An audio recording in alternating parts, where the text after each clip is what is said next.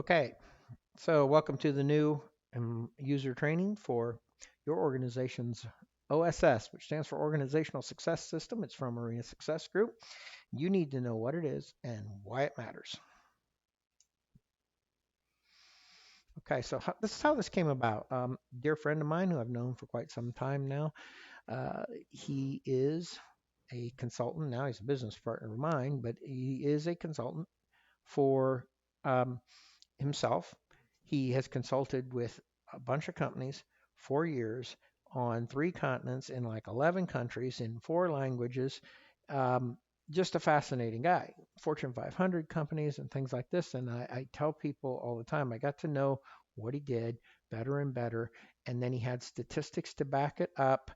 Um, and it was fascinating because Six Sigma and Lean are great. I love them. All right. But Dave's version of these things, I tell people he makes Six Sigma look like Zero Suckma. All right. But let's just go on from that. All right. So he's amazing.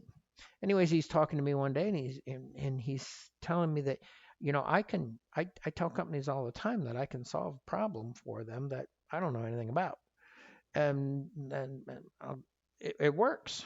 Well, that sounds almost deceptive, but I'm willing to listen because I've learned to trust the guy an awful lot back then, and of course now. And he told me, really, you can solve about any problem if you understand 3 basic principles. He says, first of all, it's always about the people.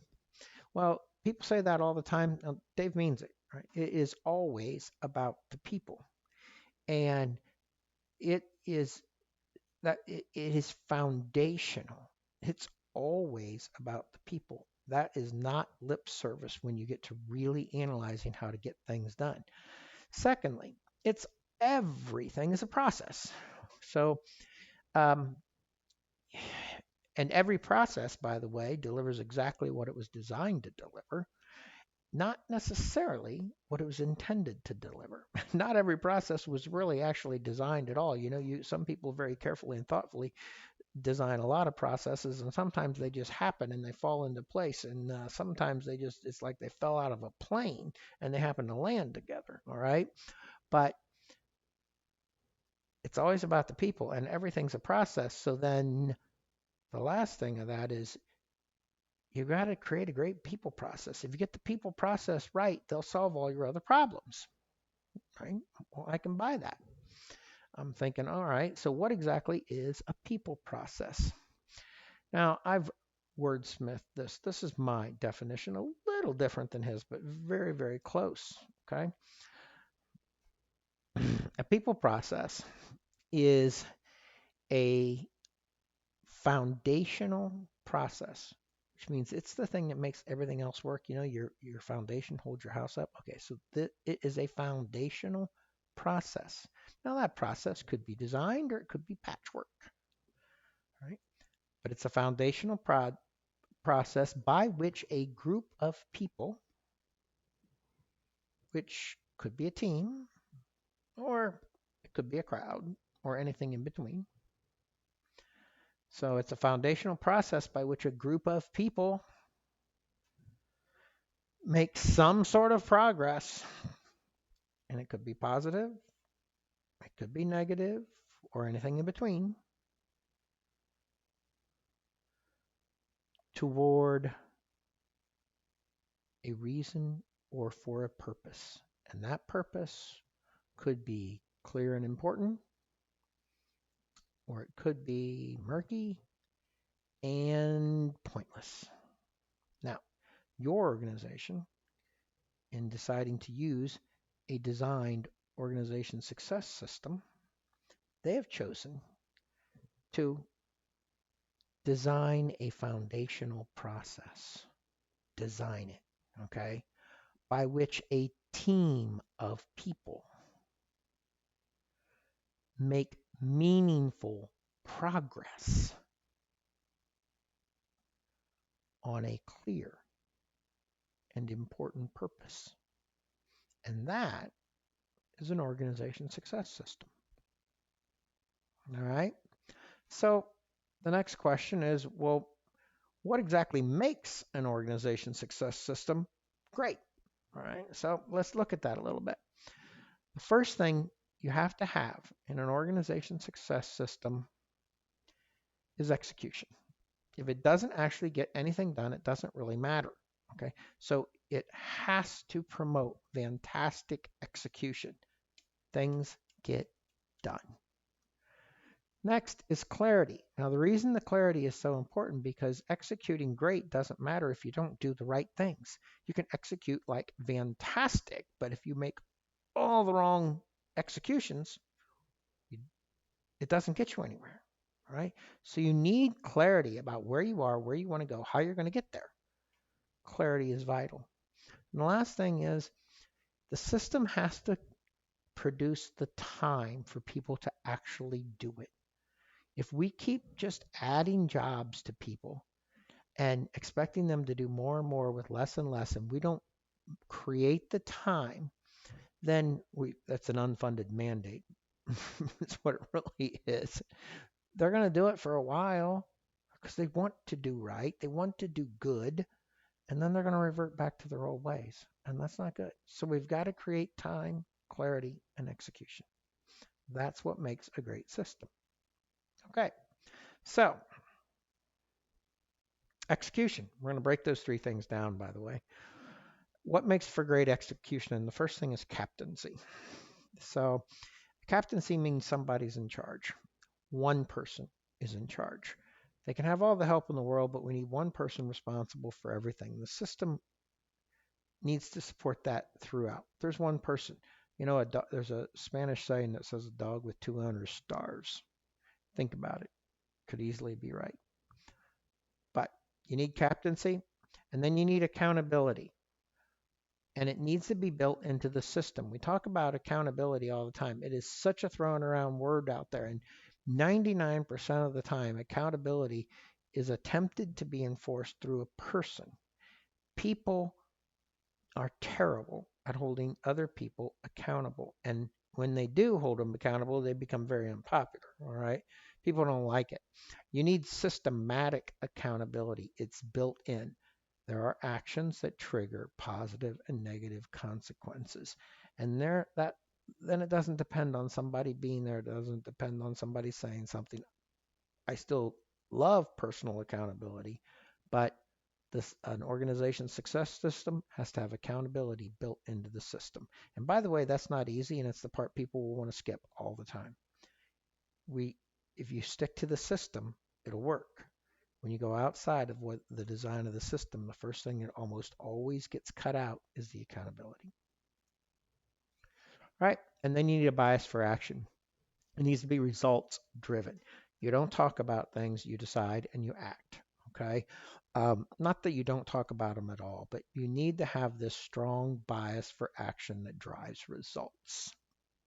That's what execution is.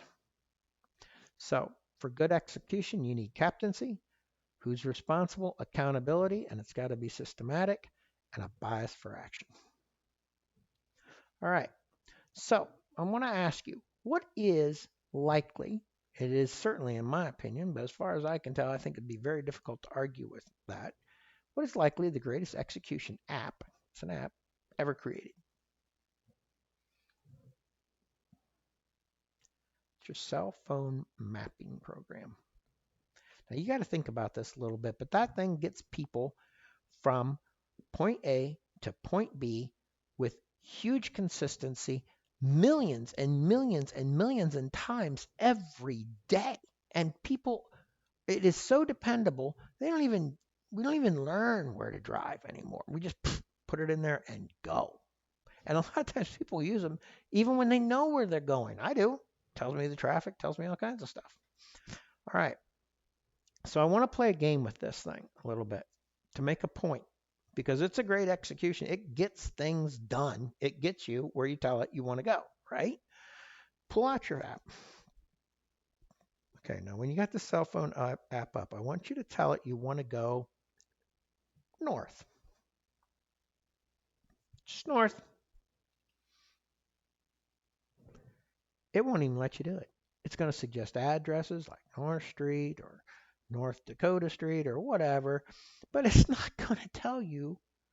You cannot produce an app on that thing that tells you, that shows you a route to go north. Now try putting in, let's use Grand Rapids, Michigan. It's north of here, right? So if you put in Grand Rapids, Michigan, right now it'll take you to the center of the city. It can do it. Not a very useful place, all right? Love Grand Rapids, been there, been to the city center. Yes, it's nice. Probably most of you aren't going to go there just all that often, okay? So let's try something a little more accurate. Let's go to, and I'm going to go to a place I know here. Let's say we want to go to the Toledo University Medical Center.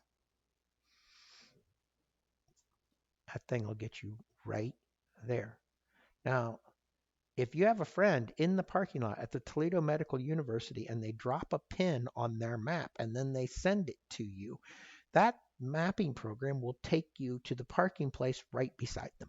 I mean, it's unbelievable if you're clear about where you want to go.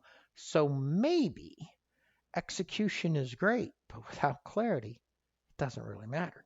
Now, there are a few things we need to know about execution, though, and we can learn it from this system. So let's say you give this system a fantastic destination. You're exactly where you want to go. You're going to go meet your friend in this parking lot, okay? Um, what does it do? It sits there and it measures where you're at, longitude and latitude, measures where you want to be, the longitude and latitude, and then it finds these series of steps you need to take to go from one place to the other. And they are very, very clear. And it puts those things in as action items. You have a list of actions you have to take. Turn right on I-75 exit, blah, blah, blah, blah, blah. More and more, they're all there. And then, not only that, it measures where you're at all the way along the way. So you know what you've got done, what you still have to do. It's all measured out for you. You execute it, it gives you the steps. You execute it, it measures results. And then that little app communicates back and forth to you like crazy. And that clarification and execution rely heavily on communication. Now, just a quick point here, because places are always accused of not communicating, and that's true. We all need to communicate more. I'm not arguing that in and of itself. However, if you never pulled the app out of your phone, never pulled the phone out of your pocket and never set up the app, and you never looked at or listened to your app, would you feel communicated to? No. You if you want if your organization has methods of communication and the system they have chosen has methods of communication. If you avoid the system, if you're by nature not going to feel communicated to because you're not using the communication system that was given to you. All right? So you have some responsibility to look for communication in the way it's being communicated. But this app is an execution masterpiece once you give it a great destination. Okay, so now this app is communicating with you, but I gotta ask, so how exactly does that phone get you there? And we kind of went over this already, but it creates a destination. You give it the destination, it finds it, it maps the steps out to get there, it measures your progress, and it communicates like crazy. All right, so that is clarification and execution working together fantastically. However, if we don't create some time, nothing's actually going to happen. As we said before, you can only give people more and more jobs for a certain amount of time, and then they'll go back to the way they were doing things because, by golly, there's only so much time in a day. So the next thing we're going to focus on is the time. And it's the first thing we're actually going to do is create time. We use a system we call Day Master, and there's a particular meeting called a Day Master meeting, but the system itself is broader than that. That particular meeting is going to take you between 8 and 12 minutes a day on average. It's going to gain you between 4 and 9 hours per week per person on average. Not just because it lessens other meetings, though it does that, it lessens a lot of other things. All right. So when it comes to time, here's what we're dealing with. We have basically time wasters. I have a picture of meetings up there for a reason. Then we have what I call energy takers. Energy takers are interruptions. You're working on something, you got your momentum going, somebody interrupts you for 30 seconds, it's going to cost you 23 minutes of productivity. All right, that's what the IBM study says. Then there are frustration makers. We've all been there.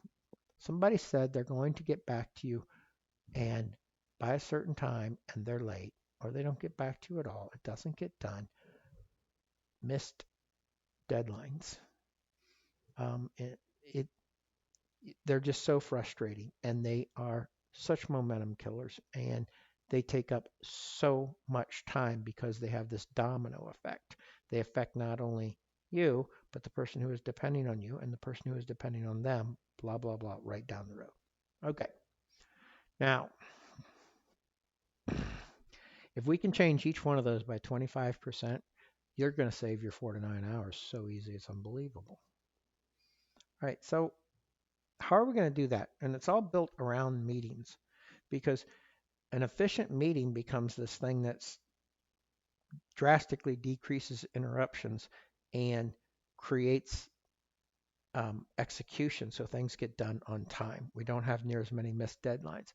But what's the problem with meetings? The first problem we have with meetings is we're not clear about what they're for. Very few meetings actually have written down their purpose. What's the purpose of this meeting? Secondly, at meetings, people love to talk. What they don't like to do is decide.